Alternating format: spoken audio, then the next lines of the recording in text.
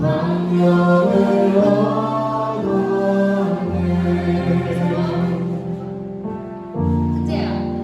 그제야 내서 번지신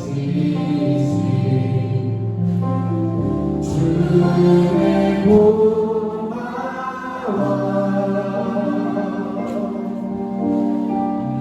나 처음 믿은 그 시간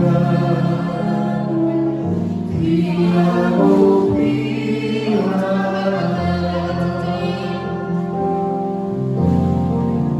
나 같은 죄인 살리신 주의 놀라워.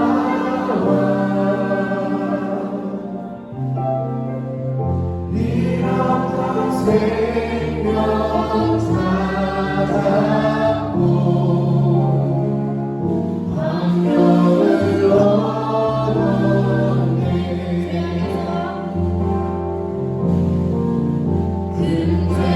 그제야에서 번지신 주의 고마워.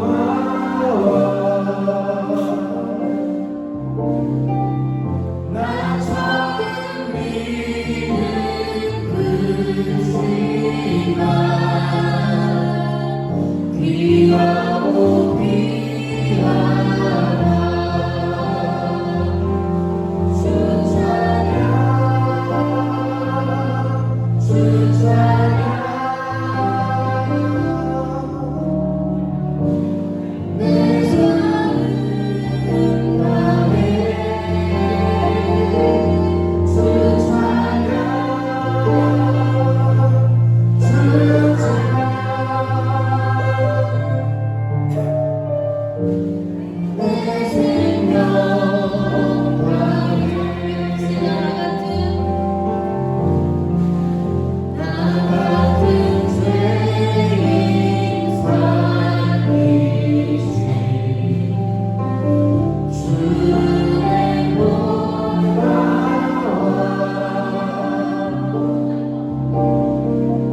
잃었던 생명 찾았고 광명을 얻었네. 주 찬양 주 찬양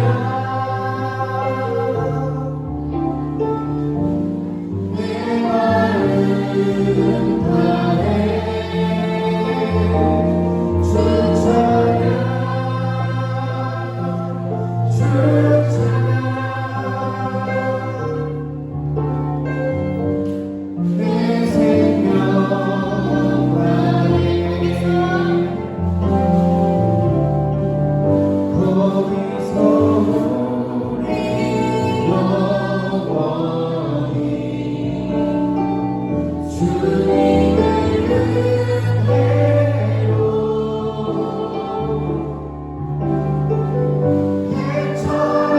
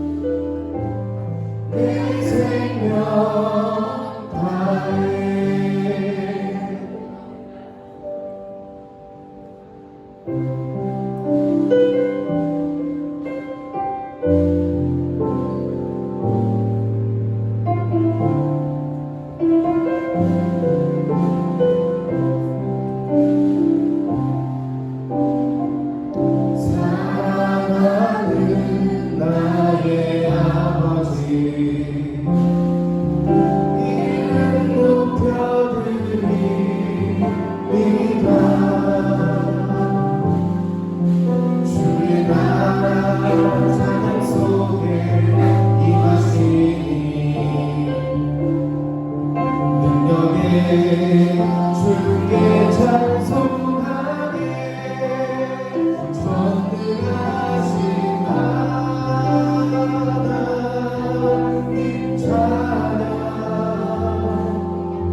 언제나 동일하신 주 전능하신 하나님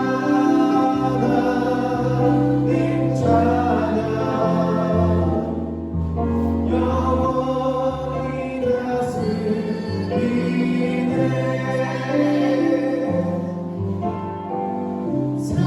사랑하는 나의 아버지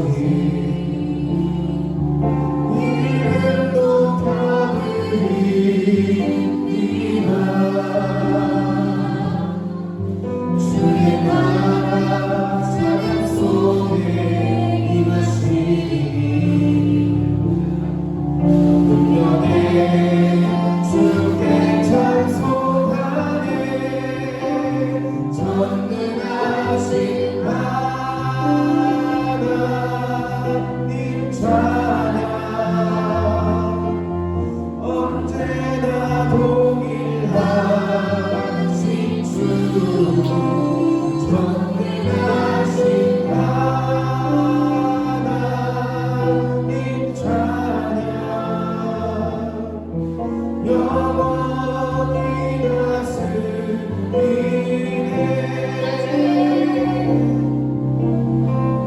나 주의 이름 높이리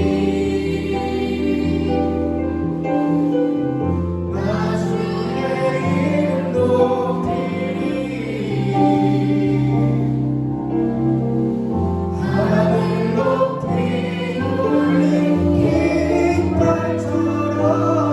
깃발처럼 주의 이름 높이리 나 주의 이름 높이리 나 주의 이름 높이리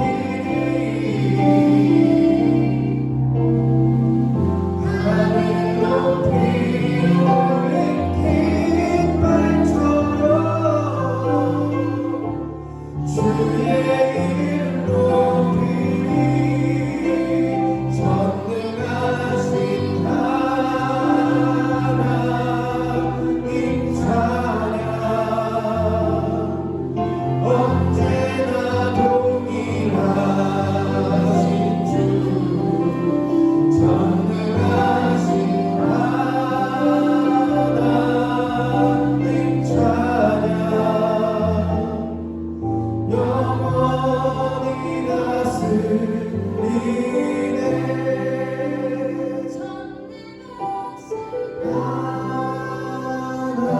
하나님 찬양 언제나 동일하신 주 전능하신 하나님 찬양 영원히 다스리네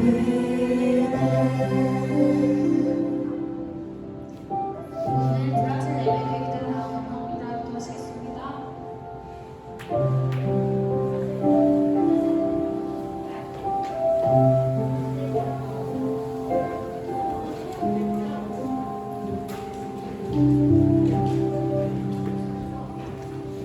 하나님 아버지 감사합니다. 오늘도 이렇게 한 자리에 모여서 중보도 예배를 드릴 수 있게 해주셔서 감사합니다. 지금 코로나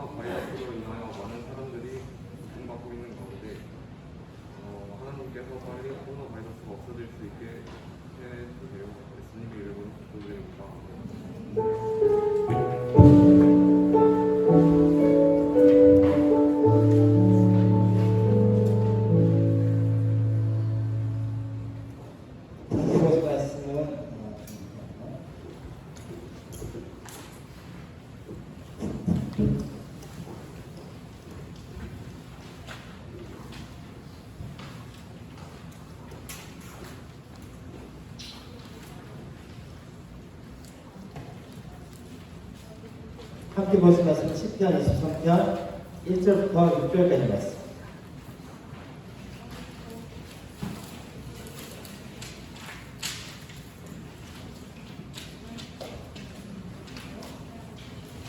시편 23편 1절부터 6절까지 말씀입니다.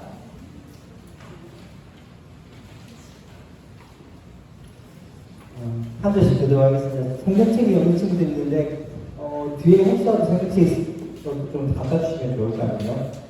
예. 시편 23편 1절부터 6절까지 말씀입니다. 한 절씩 기도하겠습니다. 제가 먼저 기도하겠습니다. 여호와 나의 목자시니 내게 부족함이 없으리로다.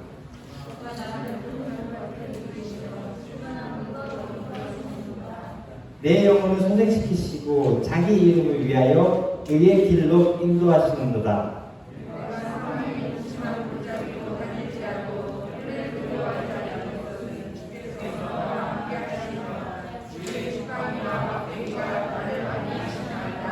주께서 내 원수의 목전에서 내게 상을 차려주시고 기름을 내 머리에 부으셨으니 내 잔이 넘치나이다. 내 선하심과 인하심이 내가 여호와의 영원히 살리로다. 아멘. 어떻게 학교 잘 지내셨습니까? 드디어 학교 가는 친구들 있죠? 한번 볼까요? 학교 가는 친구들 있고 아직까지 학교 안 가는 친구들이 있어. 제가 저번 주에 여러분 학교 안 간 줄 알고 애들 신방하려고 저는 아무 데도 안 받더라고요. 그래서 나중에 학교에 갔구나. 그 뒤에 있는 10번을 좀 낮춰주실래요? 예, 10번인 것 같은데. 하나, 둘, 올리죠? 올리나? 이렇게 반응이 없다는 거 알겠습니다. 하나, 둘, 조금만 더. 하나, 둘, 예, 이 정도면 될 것 같아요. 예, 하나, 둘, 잘 들리죠? 안 들리는 친구 손 들어봐. 안 되네. 감사합니다. 시편 23편은 누가 지었죠? 사람이 지었겠죠. 네, 다윗입니다. 다윗이 지었던 시 중에 하나입니다. 다윗이 노년의 마지막으로 자기 인생을 정리하면서 적었던 것이 바로 시편 23편의 말씀입니다. 제가 이것을 경상도 버전을 한번 읽어드리겠습니다. 원래 충청도 버전까지 제가 하나 해놨는데 제가 할 수 있는 건 경상도가 더 나을 것 같아요. 여호와가 내 목자인데 내가 뭐가 부족할 게 있겠노? 내사 더 이상 바라는 게 없다. 그 양반께서 날로 시퍼런 풀귀디에 디비져 푹 수락하시고 잔잔한 시냇가로 데리고 가시며 뒤졌던 내 영혼 도로 살려갖고는 어느 누구한테도 그 양반 욕 안 보이게로 똑바로 살아라 하셨대. 들어가면 뒤질 것 같은 시꺼먼 골짜기로 내가 걸어간다 해도 내가 간띠가 퉁퉁 부어갖고 미친 개처럼 기죽거리고 돌아다닐 수 있는 거는 그 양반 내한테 안 떨어지고 바싹 붙어서 내하고 꼭 같이 가시기 때문이라. 그 양반 몽비와 짝대기가 내를 딱 지켜주시는데 내가 뭐 때문에 가시나처럼 벌벌 떨겠노? 내 삶아 마음 푹 놓는 기라. 우리 주인 양반이 저 문디 같은 내 원수들 보는 앞에서 상당히 확 부러지게 차려놓고 나는 억수로 높으시고는 와서 배 터지게 실컷 먹으라 카이. 아이고 완리 좋노. 내 삶아 더 이상 원도 없대. 뭐가 더 필요하겠노? 내보다 더 부자고 행복한 놈이 있으면 나 구하라 카이.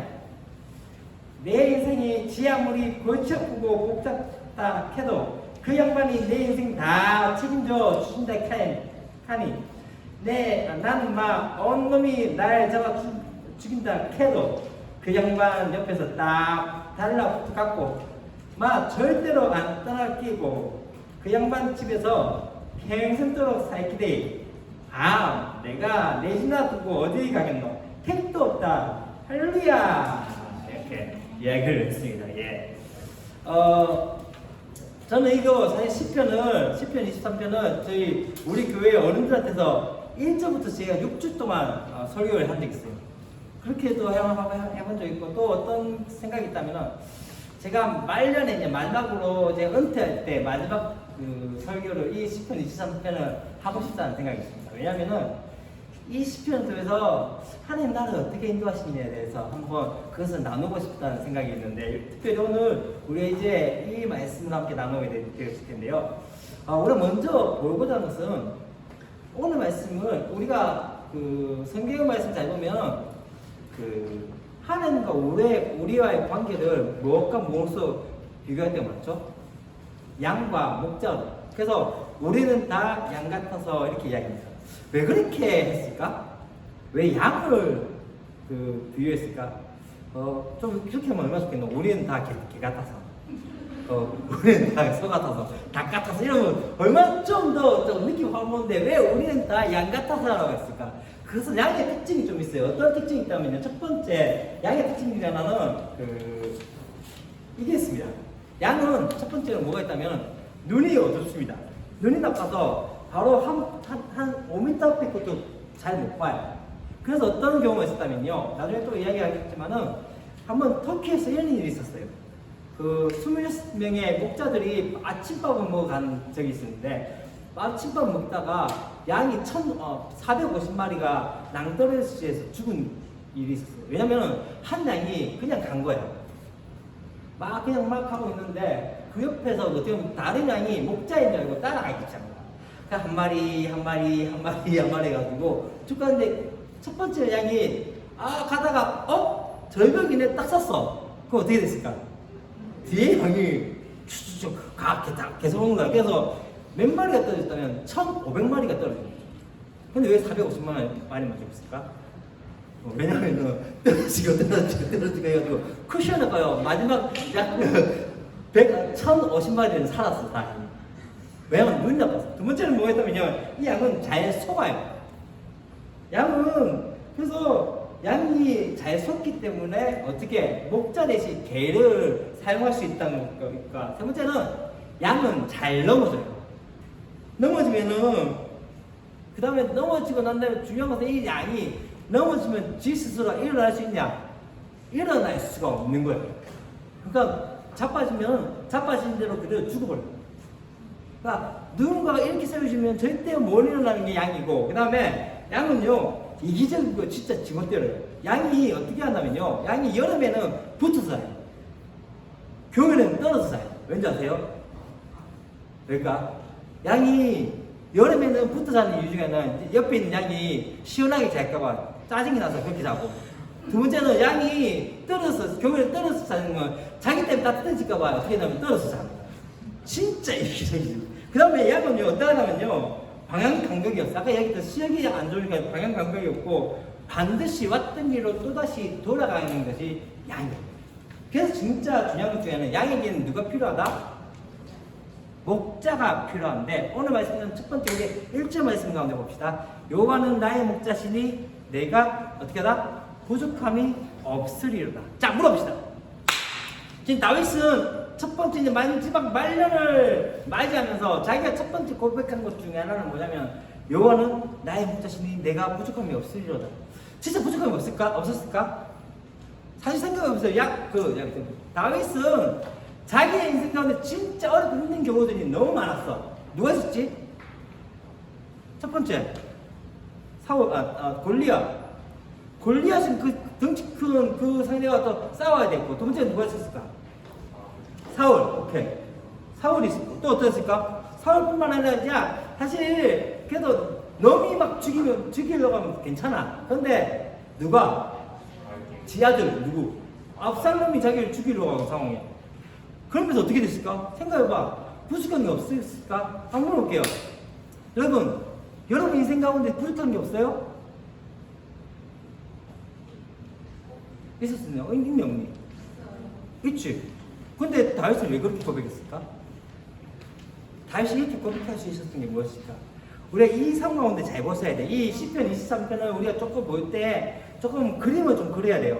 여러분 시편 23편을 보면서 대부분이 어떤 그 그림을 생각한다면 마치 예수님께서 한 양을 딱 데리고 있으면서 푸른 초장이 쫙 하고 옆에서 실마리가 쭉 하면서 그러면서 이 양을 보듬고 있는 그런 느낌이 있었어요. 근데 시편 23편에 그 상황은 그게 아니에요. 광야예요. 사막이에요. 사막과 같은 상황이에요. 다시 말하면 한 치 앞을 바라보지 못하고 어디로 가야 될지 모르는 그 상황 가운데 있는 것이 바로 광야였고, 그것이 바로 지금 다윗이 고백하는 여호와는 나의 목자시니 내가 부족함이 없으리로다라고 이야기하는 거예요. 광야에서 한 치 앞을 바라보지 못하고 아무것도 없는 상황 가운데서 양은 누구만 믿을까? 목자. 한번 생각해 봅시다. 양이 저녁에 이제 드디어 우리에 들어갔어요. 우리에 들어간 다음에 내일 아침에 어디 갈까? 아침에는 내가 풀 뜯으러 가야 되는데 광야 같은 이 사막 가운데 내가 어떻게 풀을 뜯으러 갈까? 지금 물을 먹어야 되는데 어떻게 해야 될까? 이건 누가 걱정하는 거지? 누가 걱정해야 될까? 누가? 목자야. 다시 말하면 다윗이 지금 고백한 것 중에 하나는 여호와는 나의 목자시니 내가 부족함이 없으리로다라는 그 고백의 가장 중요한 것은 뭐냐면 자신이 한 치 앞을 바라보지 못한 그 상황들을 걱정하는 것이 아니라 그것은 누구의 것? 하나님께서 목자가 되셔서 나의 삶을 인도하실 거라는 그 믿음 가운데 고백하는 거예요. 때때로 우리 가운데, 우리 삶 가운데 어렵고 힘든 상황들이 있어요. 그럼에도 불구하고 다시 한번 고백하는 건 뭔지 아세요? 하나님께서 나의 삶을 인도하실 거야 라고 말하는 거예요. 두 번째, 우리 2절, 3절, 4절 말씀입니다. 같이 한번 읽을까요? 자, 성경책이 없는 친구들은 꼭 읽으세요. 자, 하영아, 성경책은 덮어 들고 있는 것이 아니라 성경책을 보는 거야. 그렇지. 10편 23편. 아직까지 안 찾은 친구들은 좀 찾아주세요. 자, 2절부터 한번 봅시다. 2, 3, 4절. 오늘은 PPT를 안 할 거니까는 성경책만 보면 됩니다. 자, 2, 3, 4, 시작. 쉴만한 물가로 인도하시는도다. 내 영혼을 소생시키시고 자기 이름을 위하여 내가 사망의 음침한 골짜기로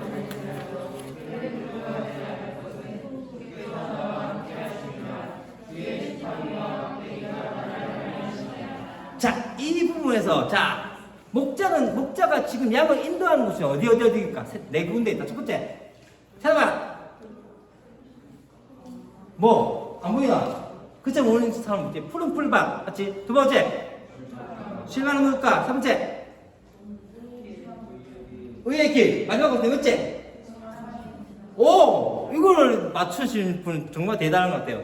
보세요. 첫 번째 이야기한 건 푸른 풀밭이라는 거는 아까 이야기했던 것처럼 이것은 푸른 풀밭인데 우리가 생각하는 그런 푸른 풀밭이 아니에요. 진짜 그 풀이 조금씩 났는데 이 당시 이 팔레스타인 지역에서 오래된 풀은 소화가 안 돼요.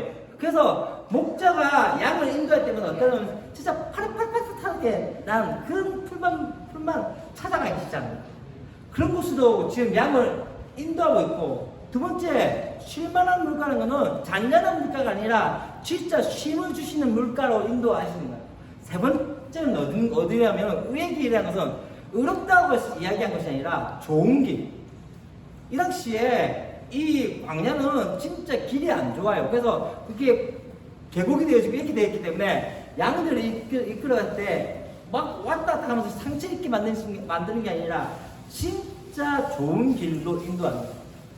때때로 그렇기 때문에 어떠하다면 지그재그로 갈 수도 있고 또 어떠하다면 진짜 안전한 길로 인도하는 거예요. 네 번째, 재밌는 것 중에 하나는 어떠하죠? 4절 말씀에 어떻게 되죠? 사망의 음침한 골짜기. 2절과 3절은 우리가 이해가 돼요. 이해가 되지 않니? 하나님께서 우리 가운데 그런 길로 인도하신다는 것 자체는 정말 우리를 그렇게 인도하시는구나, 선한 길로 인도하시는구나 하는데 맨 마지막 4절에서 뭐라고 이야기했죠? 바로 사망의 음침한 골짜기로 가게 되어진다는 거죠. 다시 말하면 하나님의 인도하심이 있어도 중요한 건 뭐냐면 사망의 음침한 골짜기가 있을 때가 있다는 거예요. 아멘? 여러분, 이거 기억해야 돼요. 우리가 어떤 생각이 있다면 하나님께서 우리와 함께 하지 않는다고 생각하는 것 중에 하나가 우리가 너무 힘들고 어려울 때 하나님 우리와 함께 하지 않을 거야 하고 생각했어요. 그런데 오늘 말씀 가운데 내가 사망의 음침한 골짜기로 다닐지라도, 다시 말하면 하나님의 인도하심이 나를 어디에요? 사망의 음침한 골짜기로 인도할 때가 있다는 거예요. 이 말의 의미는요, 하나님께서 우리 가운데 이렇게 이야기하지 않는다는 거죠. 내가 돌아가게 해줄게. 내가 좀 그것을 피해가게 해줄게. 그런 계절이 너한테 오지 않도록 그렇게 만들어줄게. 그렇게 말씀하지 않는 거야. 분명히 하나님께서 뭐라고 이야기했냐면 내 분명히 너희들의 삶 가운데 사망의 음침한 골짜기가 있다라고. 중요한 건 뭔지 아세요? 이 이야기는 주께서 나와 함께 함이라. 때때로 우리 가운데 아까 얘기했던 것처럼 푸른 풀밭, 실망한 물과 의의 길, 또한 사망의 음침한 골짜기 모든 상황들이 있더라도 가장 중요한 것 중에 하나는 하나님께서 우리와 함께 하신다는 거예요. 그리고 이 사망의 음침한 골짜기를 영어로 좁히면은 이렇게 나와요. 사망의 그림자 골짜기. 마치 그림자가 들어지면 어떻게 해요? 깜깜하게 되어지고 어두워져요. 마치 하나님이 없는 것 같고 우리의 삶 가운데 아무런 도움이 없을 때 또한 우리 가운데 그것이 보이지 않게 했어. 그때 우리가 그 깜깜한 가운데서 뒤지면서 막 찾아다니면서 우리에게 주어지는 두 가지가 있는데 첫 번째 뭔지 아세요? 주의 지팡이와 막대기. 주의 지팡이와 막대기. 이게 뭐냐면요. 팔레스타인 지역에 가면은 자 보게 되잖아. 팔레스타인 지역에 가면은 양 목자들이 두 가지를 가지고 있어요. 첫 번째는 막대기를 가지고 있고 하나는 지팡이를 가지고 있는데 그것의 차이는 뭐냐면 막대기는 조금 약간 한 60cm, 80cm 여러분 딱 매 얻어맞기 쉽게 되어지는 거예요. 딱 뭉뚱그려가지고 요만한 것을 막대기를 해요. 지팡이 뭔지 아세요? 지팡이 뭐냐면은 여러분 그 산신령이 들고 있는 거 알죠? 요 꼬부랑 돼가지고 이렇게 되는 거 그걸 지팡이라. 그럼 왜 이 두 가지에 쓰이는 용도가 뭔지 아세요? 첫 번째 막대기는 뭐냐면은 막대기로 하는 것 중에 하나는 양이 있을 때 그 가운데 늑대나 그런 맹수들이 올 때 목자는 그 짐승들과 싸우기 위해서 무엇을 싸우면 이 막대기 싸워가지고 때려요. 그러니까 그것을 통해서 외부에서 오는 모든 그 상황들 가운데서 이 막대기를 쳐요. 두 번째, 지팡이 뭘까? 지팡이 양이 아까 얘기했던 말 더럽게 안 들어. 양이 얼마나 더럽게 말을 안 듣는다면 진짜 말 안 들어. 그러면 어떻게 하냐면 지 마음대로 가요. 그러면 어떻게 하냐면 이 목자가 이 지팡이 갖고 딱 당겨요. 딱 당겨요. 그리고 한 번씩 어떤 경우가 있다면 양이 지 멋대로 가다가 절벽 가운데 가는 경우도 있어요. 그러면 이 지팡이로 그 양을 건져내요. 다시 말하면 이 지팡이는 뭘 사용하냐면 우리의 삶 가운데 하나님의 인도하심을 우리의 삶 가운데 나타내는 것이 지팡이입니다. 막대기는 우리에게는 많은 수많은 공급들을 지켜주신 것이 바로 주님의 지팡이입니다. 그렇게 되어집니다. 그게 바로 주님의 지팡이와 막대기와 지팡이로 우리를 안내하신다. 그럼 오늘 이제 봅시다. 마지막으로 5절과 6절 말씀 봅시다. 자, 5절 말씀과 6절 말씀을 보겠습니다. 한번 볼까요? 시작!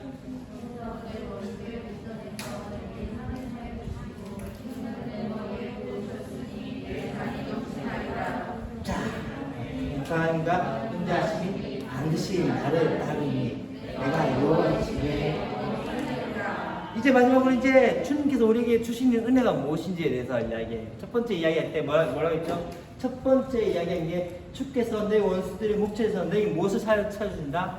상을 차려주시고 다시 말하면 밥상을 차려주세요. 밥상 테이블을 차려주세요. 이 당시에 팔레스타인 지역에서 먹는 방법이 뭔지 아세요? 먹을 때 우리처럼 앉아서 먹지 않아요.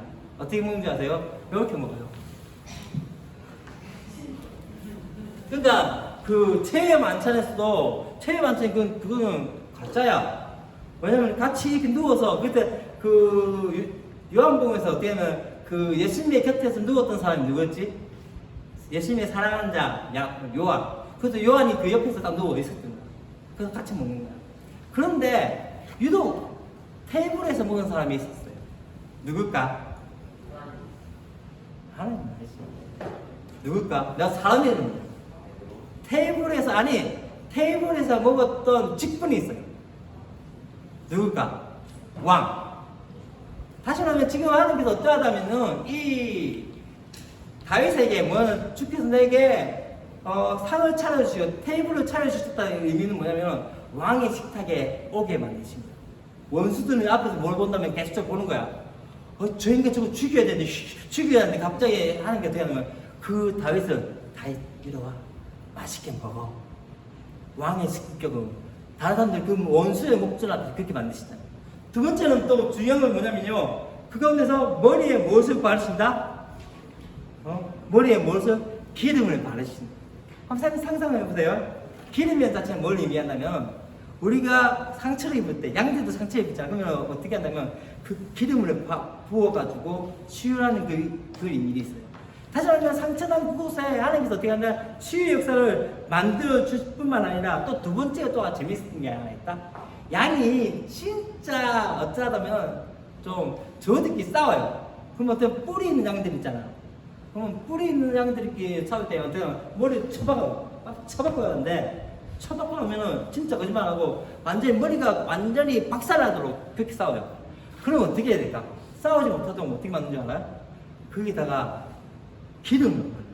그러면 여기 막 촥는데 이게 비껴나기 시작합니다. 싸우지 못하도록 만들기 시작.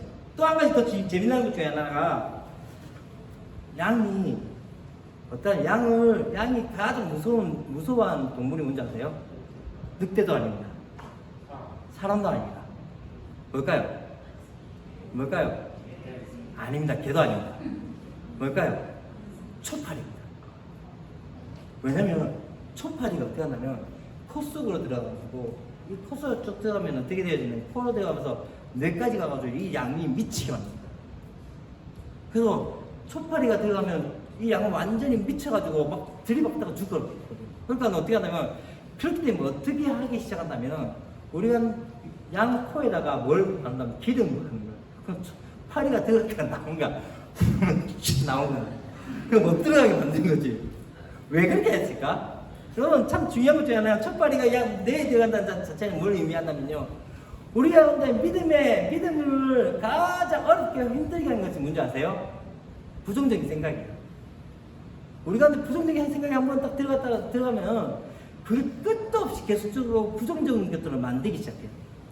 여러분 참 하나 볼 때 쉽게 보는 것도 있지만 더 중요한 것 중에는 그것은 날마다 부정적인 생각 가운데 있는 친구들이 있어요. 근데 하나님께서 어떻게 하신다?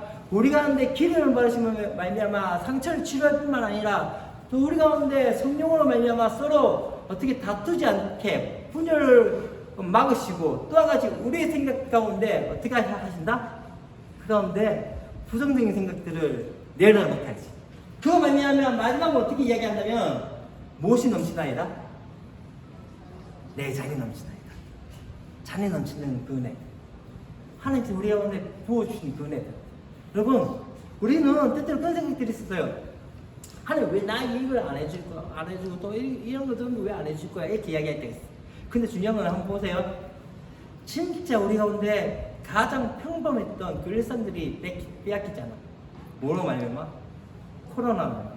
아까 친구들 막 옆에서 막 이야기하고 이렇게 하는데 선생님들이 가가지고 야 거리두기 해라. 이게 이제 우리의 일상이 되어서 아마 목사님 생각할 때 이거 한 2-3년 더 갈 거예요.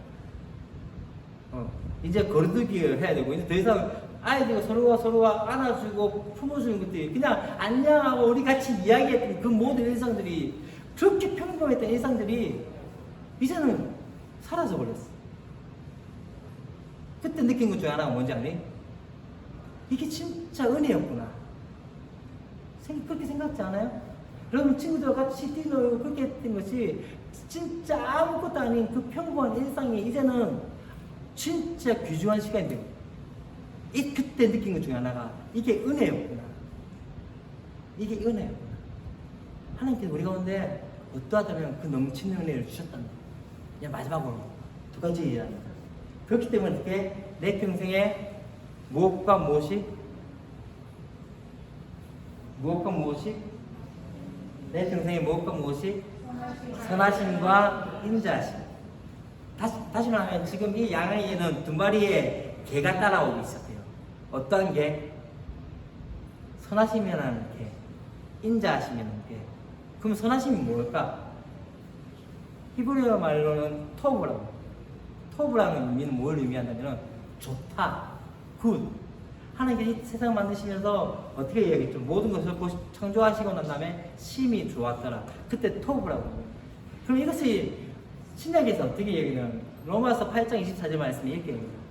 하나님을 사랑하는 자, 곧 그 뜻대로 부르심을 받은 자에게는 모든 것이 합력하여 무엇을 이룬다? 선을 이룬다. 토부를 이룬다. 다시 말하면 그 하나님께서 내 삶 가운데 때때로 우리가 좌절과 낭만 가운데 있지만 그럼에도 불구하고 하나님의 작품 가운데는 우리를 선하신 길로 인도하시는 그 하나님, 그것을 말씀하는 것. 두 번째, 인자하신 뭡니까? 이것을 조금 주식형 말로 히브리어 말로는 헤세드라고 해요. 헤세드라는 말은 잘 기억했으면 좋겠어요. 왜냐하면 이거는 긍휼이라고도 이야기하고 변함없는 사랑이라고도 이야기하고 끝까지 붙으시는 사랑. 그래서 여전히 우리와 함께 하시는 사람. 우리가 때때로 우리가 믿음의 길을 가다가 때때로 우리 가운데 하나님의 뜻대로 살지 못함에도 불구하고 우리가 돌아서기만 하면 어떻게 하시는 하나님? 맞아주시는 하나님.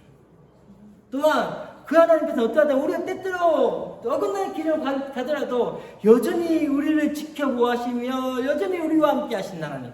끝까지 기다리시며 지키신 그 하나님의 사랑. 이것이 언제까지? 반드시 내 삶 가운데 어두운 길에 있더라도 다시 한번 고백한 것 중에 하나는 뭔지 아세요? 주님의 선하심과 인자하심이 언제나 나와 함께 하십니다. 그렇기 때문에 맨 마지막으로 어떻게 이야기하죠? 그렇기 때문에 어떻게? 반드시 나를 따르니 내가 잘 먹고 잘 살리라 이렇게 이야기하잖아요. 내가 누구의 집에? 여호와의 집에 어떻게 해요? 영원히 살고. 저번주에 혹시 그 로빈스 크루소 이야기를 들으면서 구원에 대해서 어떻게 이야기하는지 아세요? 기억이 나는지 모르겠어요. 물론 기억이 안 나겠죠. 저는 알고 있습니다. 구원에 대해서 그렇게 했죠. 구원은 여기서 세상에 살다가 죽어서 가는 것이 구원이 아니라 하나님 안에 있는 상태다. 다시 말하면 지금도 이 시간에도 내가 주님 안에 있다면 어떠하다? 구원받은 존재예요. 여러분 오늘 계속 이야기하는 것 중에 하나는요, 지금 이 삶 가운데 하나님과 함께하는 삶이 바로 영생이에요. 그래서 영생은 유일하신 하나님과 그 독생자 예수 그리스도를 아는 것이라고 말씀합니다. 시편의 마지막 결론은 무엇이 이야기하냐면 내가 여호와의 집에 다시 말하면 하나님과 함께 영원토록 살리로다라고 이야기해요.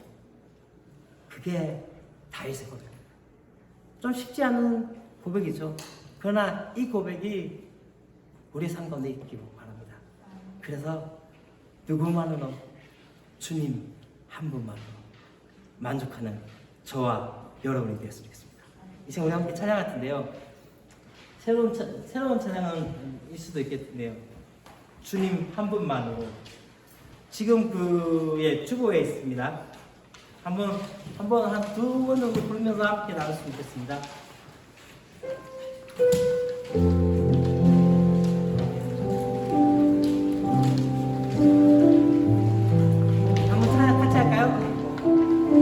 어렵지 않을 거예요. 주님 한 분만으로. 주님 한 분만으로 내 영혼 만족하네. 다른 종류의 즐거움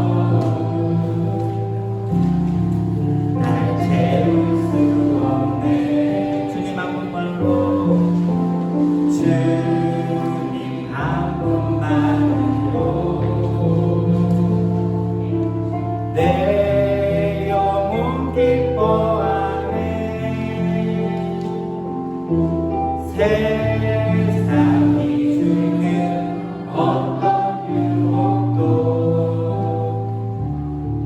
날 흔들 수 없네.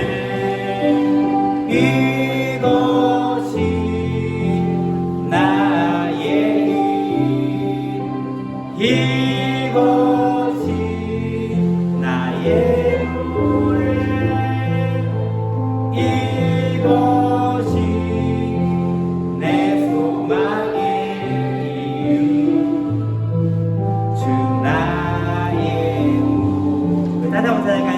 주님 한 분만으로. 주님 한 분만으로 내 영혼 만족하네. 세상이 주는 어떤 유혹도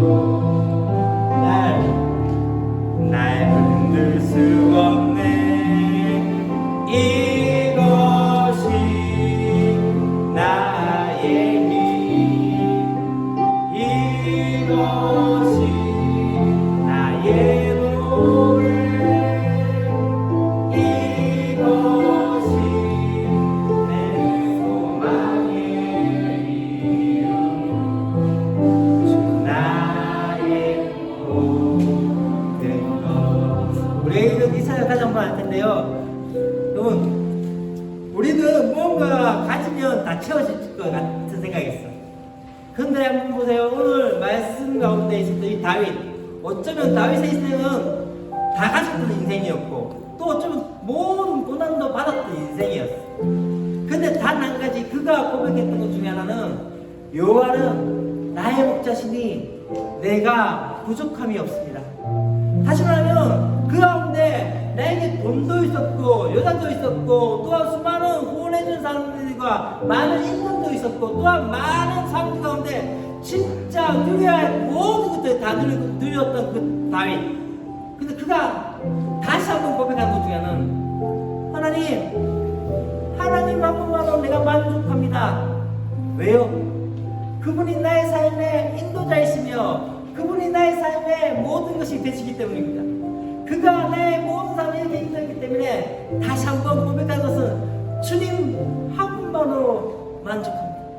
제 인생 그렇게 긴 삶을 살지 않았습니다. 어쩌면은 많은 것들을 누리지 못했다고 생각할 때도 있었고, 어쩌면 많은 것들을 가지지 못했다고 생각할 때가 많았고, 저 역시 여러분들과 같이 열등감에 빠졌던 인생이었고, 또한 어쩌면은 웃고 있지만은 속에서 피눈물 나는 그런 때 있어. 근데 다시 한번 고백하는 것 중에 하나 뭔지 아세요? 주님이 내 목자셨군요. 주님이 나의 삶의 인도자셨군요. 그렇기 때문에 하나님 다시 한번 고백한 것은, 주님 내 자리 넘칩니다. 주님이 주신 그 은혜가 정말로 큽니다. 이제 마지막으로 이 찬양 한번 하고 할 때 그런 고백으로 같이 한번 찬양할까요? 주님 한 분만으로. 주님 한 분만으로 내 영혼 만족하네. 세상의 문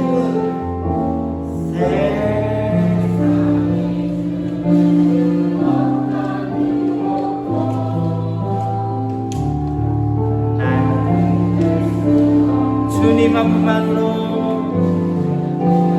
주님 한 분만으로 내 영혼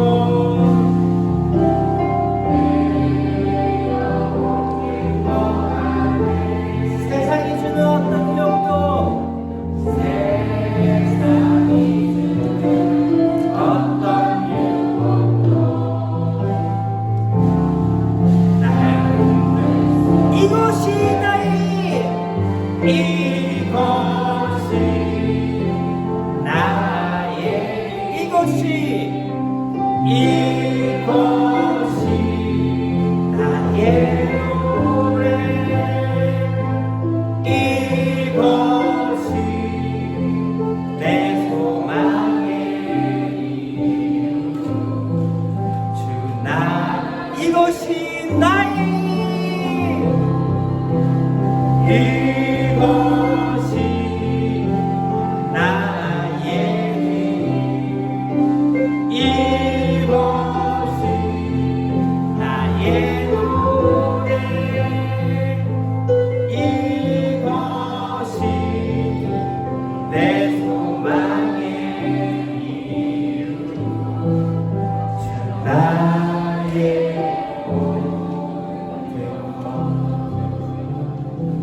기도하겠습니다. 하나님 아버지, 그렇습니다.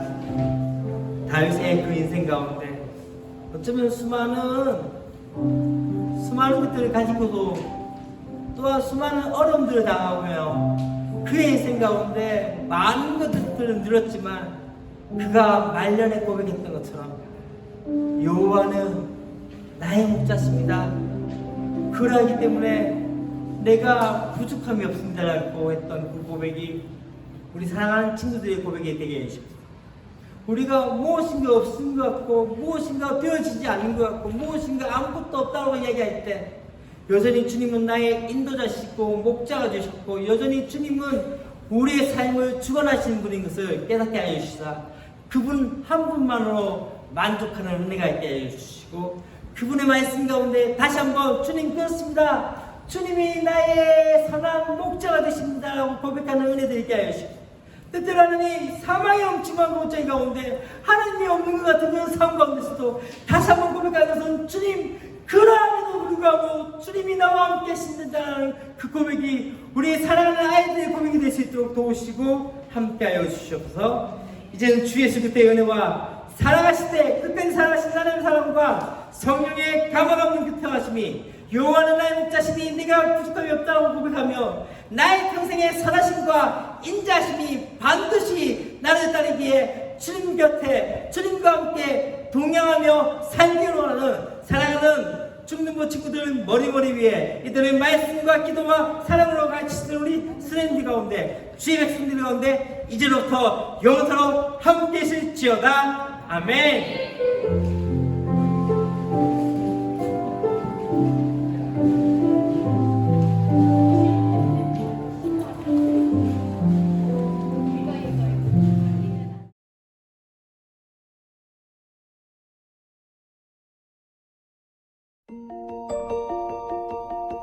로빈슨 크루소 첫 번째.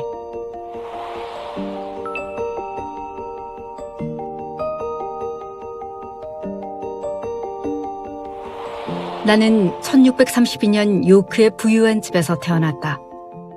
아버지는 사업으로 돈을 많이 모은 부자였고 어머니는 영국의 뼈대 있는 로빈슨 가문 출신이다.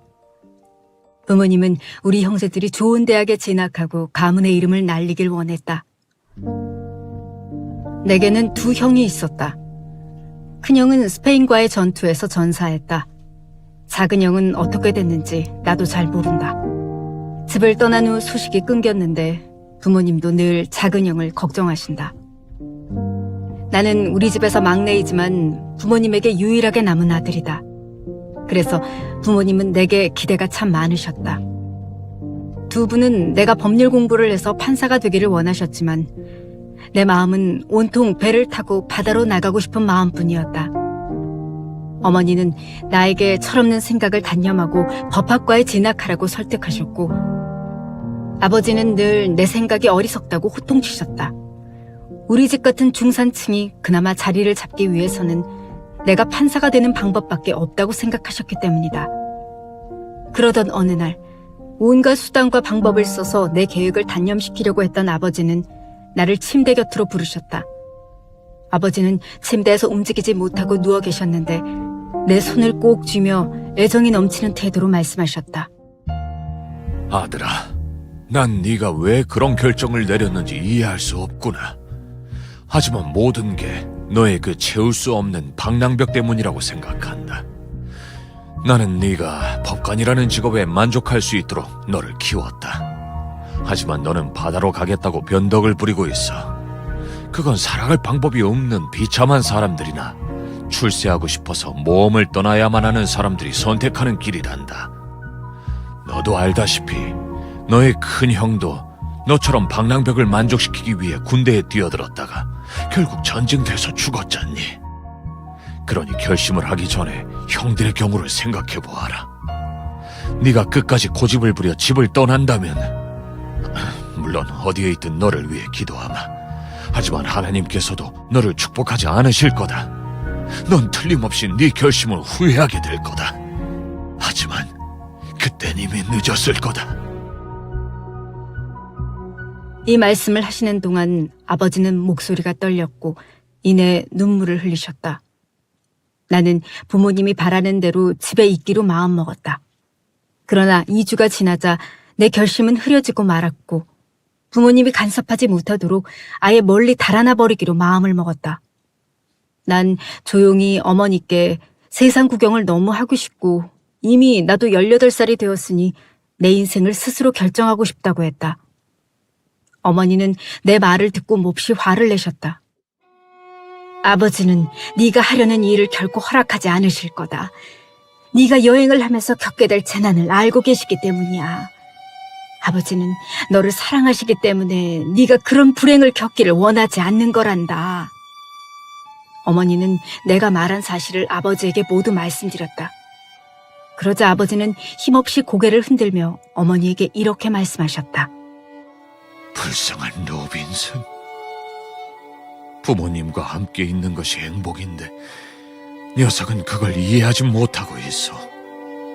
나중에 자기가 간 길을 많이 후회하리란 것도 모르고 모험에 뛰어들다니. 그 일이 있고서 나는 1년 동안 얌전히 지냈지만 내 마음속에는 여전히 바다로 나가고 싶은 생각이 있었기 때문에 빨리 직업을 가지라는 부모님과 자주 말다툼을 벌였다. 그러던 어느 날 자기 아버지의 배를 타고 런던으로 가려는 친구를 만났다. 그 친구의 말을 듣고 나는 부모님과 상의하기는커녕 야반도주하듯 집을 떠났다. 내 나이 19이던 1651년 9월 그렇게 런던으로 가는 배에 올랐다. 그런데 얼마 지나지 않아 폭풍우를 만났다. 우리 배를 집어삼킬 것 같은 파도에 배가 흔들릴 때마다 나는 두려움에 떨었고 하나님께 기도했다. 하나님이 이번에 나를 살려주신다면 곧장 집으로 돌아가 부모님이 원하시는 대로 살고 법률가가 되겠다고 기도했다. 다음 날 바다는 다시 잔잔해지고 햇빛이 우리를 비춰주었다. 마음속에서는 집으로 돌아가야 한다는 양심의 소리가 들렸지만 나는 양심을 억눌렀고 결국 그 소리에 귀를 닫고 말았다. 내가 간절히 하나님께 기도했던 마음은 런던에서 잊어버리고 말았다.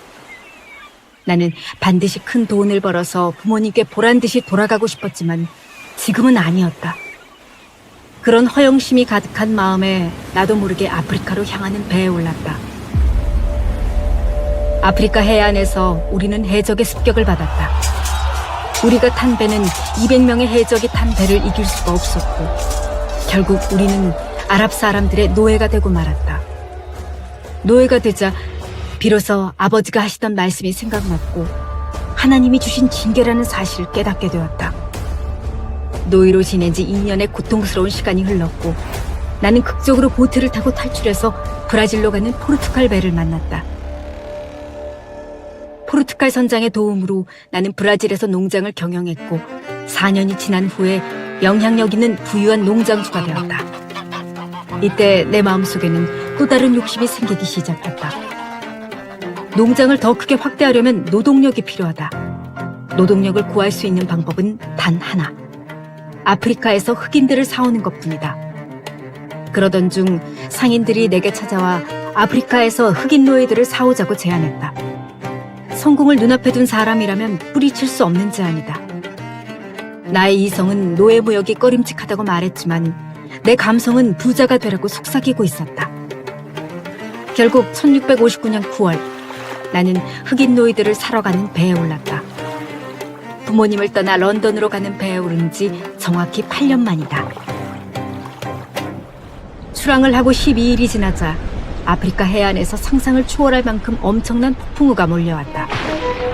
우리가 탄 배는 거대한 파도 앞에 초라하게 흔들리다 결국 암초에 부딪혀 꼼짝할 수 없었다. 더 큰 파도가 몰아치기 전에 우리는 있는 힘을 다해 보트를 옮겨 타고 하나님의 자비를 빌었다. 정말 미친 바다였다. 우리는 살기 위해 필사적으로 노를 젓기 시작했다. 그러나 산더미 같은 파도는 우리가 탄 보트를 뒤집어 버렸다. 마치 파도가 우리를 들어서 바위에 내동댕이 치는 느낌이었다. 그 충격에 나는 정신을 잃고 말았다. 눈을 떴을 때 파란 하늘이 보였다. 마치 무덤 속에 들어갔다가 나온 느낌이었다. 다른 사람들은 보이지 않았고 나만 살아남은 게 틀림없다. 세상에. 나는 하나님께 감사의 기도를 중얼거리며 바닷가를 거닐었다. 나 혼자 살아남았다. 이제 어떻게 살아가지? 막막한 절망감이 눈앞을 덮쳤다. 뗏목을 만들어서 암초에 좌초된 배 안으로 들어갔다. 먹을 만한 음식, 곡물, 옷가지, 술병들, 그리고 연장통을 찾았다. 무기와 탄약도 챙겼다. 그리고 유럽에서 쓰는 금화와 은하가 가득 든 상자를 발견했다. 내가 그토록 벌고 싶어 했던 돈인데 이곳에서는 빵 한 조각보다 쓸모없다. 이 돈으로 수많은 노예들의 인생을 빼앗고 부자가 되려고 했는데 이 섬에서는 칼 한 자루보다 쓸모없다. 내가 정말 이것들을 위해 지난 8년을 허비한 것일까? 내가 처한 상황이 암담했다. 이곳에서 외롭고 쓸쓸하게 죽어야 하는 건가? 그런 생각을 하니 한없이 눈물만 흐를 뿐이다. 이 돈으로 살 수 있는 것은 아무것도 없다. 가족도, 행복도, 심지어 한 조각의 빵도 말이다. 아무런 희망조차 느낄 수 없는 상황에서 이런 생각이 스쳤다. 내가 비참한 것은 사실이다. 그러나 나는 다른 선원들처럼 죽지 않고 살았다. 내가 살았다면 어떤 의미를 발견할 수도 있겠다는 생각이 들었다. 우선 잉크와 펜으로 날짜부터 기록했다. 그래야 주의를 기억할 수 있기 때문이다. 그리고 좋은 점과 나쁜 점을 적으며 의미를 찾기 시작했다. 나쁜 점은 구조될 가망이 없는 무인도에 나 혼자 있다. 좋은 점은 나는 아직도 살아있다. 나쁜 점은 나는 가족과 친구들로부터 떨어져 있다. 좋은 점은 하나님은 내 곁에 계시다는 사실이다. 나쁜 점은 사람들의 목소리를 들을 수 없다. 좋은 점은 하나님의 음성을 들을 수 있다. 이렇게 적다 보니 나의 이런 상황에도 하나님께 감사하게 되었다. 지난 시간 필요할 때만 하나님께 기도하던 내 모습을 떠올렸다. 그제서야 나는 내 연약함을 깨달았다. 그리고 나도 모르게 이렇게 외쳤다. 하나님, 저를 불쌍히 여겨주세요. 몇 년 만에 진심으로 기도하기 시작했다. 그리고 난 후 상자를 열었다. 그 속에는 지금까지 내가 무시하고 경멸하던 것이 들어있었다.